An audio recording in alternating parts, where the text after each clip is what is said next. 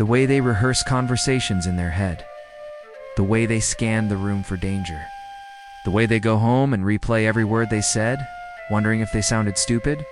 This is Inner Archive. Today we are opening the file on the psychology of people who fake confidence. If you recognize yourself in this, you are not alone.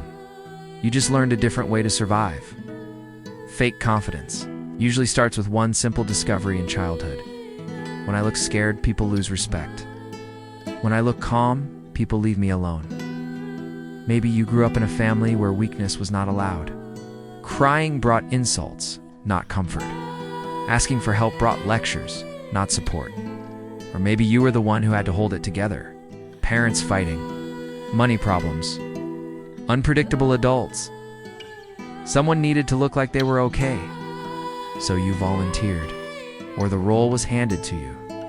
You noticed that when you smiled, joked, and acted fine, adults relaxed. They said you were mature. They said you were strong, so your brain wrote an early rule. If I act confident, things feel safer. If I look okay, maybe everything will stay together. Fake confidence is not about arrogance. It is about control. On the outside, you learn tricks. You hold eye contact just long enough. You speak a little louder than your fear. You say yes to things that terrify you, then panic privately.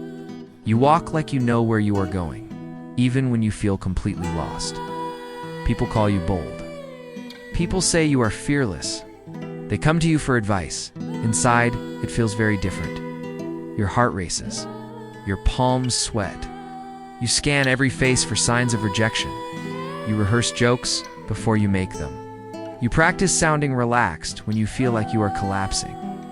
The fake confidence is a costume. But it is a costume you have worn for so long that even you forget it's there. You might even start to confuse it with your real self. I guess I am just the strong one. I guess I am just the one who gets things done, but at night. Or when you are finally alone, another voice shows up. What if they knew how insecure I actually am? What if they saw the real me and walked away? What if my entire identity falls apart the moment I admit I am scared? People who fake confidence often live with a constant fear of being exposed. Not exposed as a fraud in skills. Exposed as a human being who is not as okay as they appear. This creates a strange tension.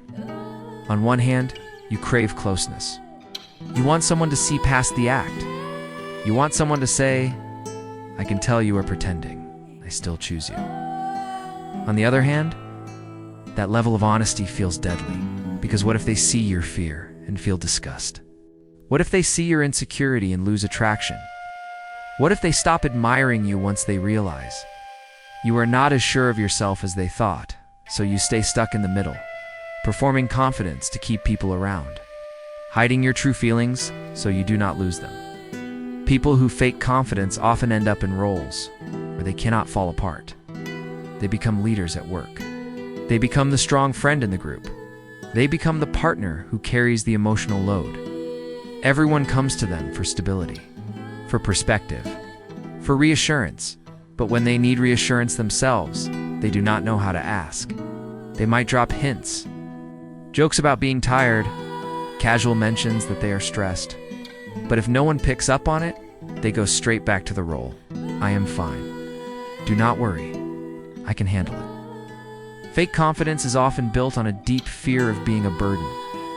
In childhood, this might have been the truth. The adults around you really were too overwhelmed to handle your feelings. In adulthood, that fear continues, even when it is no longer accurate. So you solve everything on your own.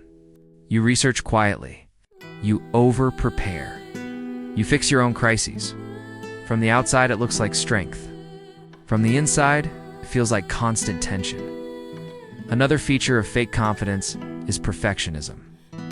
If you are the kind of person who has to get everything right, that is not random. Perfectionism is how you protect the image. If I do not make mistakes, no one will see my fear. If I perform well, they will think I truly am confident. So you overwork. You practice more than others. You overthink every decision. When people compliment your results, they do not understand the cost. They see the highlight. You see the panic, the sleepless nights, the constant self-doubt. Fake confidence can also make it hard to receive genuine care when someone says, "You did great," a part of you thinks, "You only think that because you do not know how anxious I was." When someone says, "You seem so confident," a part of you feels guilty, as if you are lying to them every day. Underneath the fake confidence is usually a very old wound, the belief that your real self is not enough, not loud enough, not sure enough, not calm enough, not good enough. So you built a version of yourself who could survive, a version who speaks up, who does the scary things, who leads even when shaking. And that version has probably brought you far. You've got opportunities. You made connections. You survived environments that would have crushed the more fragile parts of you, but now you might be noticing the side effects. You feel lonely in rooms full of people who admire you. You feel pressure to always be on. You feel like if you slow down or show doubt, you will disappoint everyone. Healing does not mean throwing away the confidence you built. It means slowly letting your real feelings sit next to it. It might start with small things, admitting to a trusted person. I was actually really nervous before that. Letting yourself say, "I do not know," instead of forcing an answer. Allowing your voice to shake in a conversation and not apologizing for it. Real confidence does not mean never feeling afraid. It means being able to say, "I am afraid," still knowing you are worthy. For people who have fake confidence their whole life, this feels unnatural. It might even feel wrong, but your nervous system has been in performance mode for years. It needs proof that showing your real self does not lead to disaster. You can give it that. Proof slowly, one honest sentence at a time. One moment of letting someone see your anxiety without rushing to cover it. One choice where you allow yourself to be imperfect and still stay in the room. If you fake confidence, it is not because you are a liar. It is because nobody ever taught you that fear and worth can exist in the same person. You do not have to burn the costume overnight. Just start loosening it. You might be surprised how many people already suspected you were scared sometimes, and chose you anyway. This file in the inner archive is not here to accuse you. It is here to remind you that behind every performance, there is a person. You built this armor for a reason. But you are allowed to take it off, piece by piece. The strongest version of you will not be the one who never shows fear.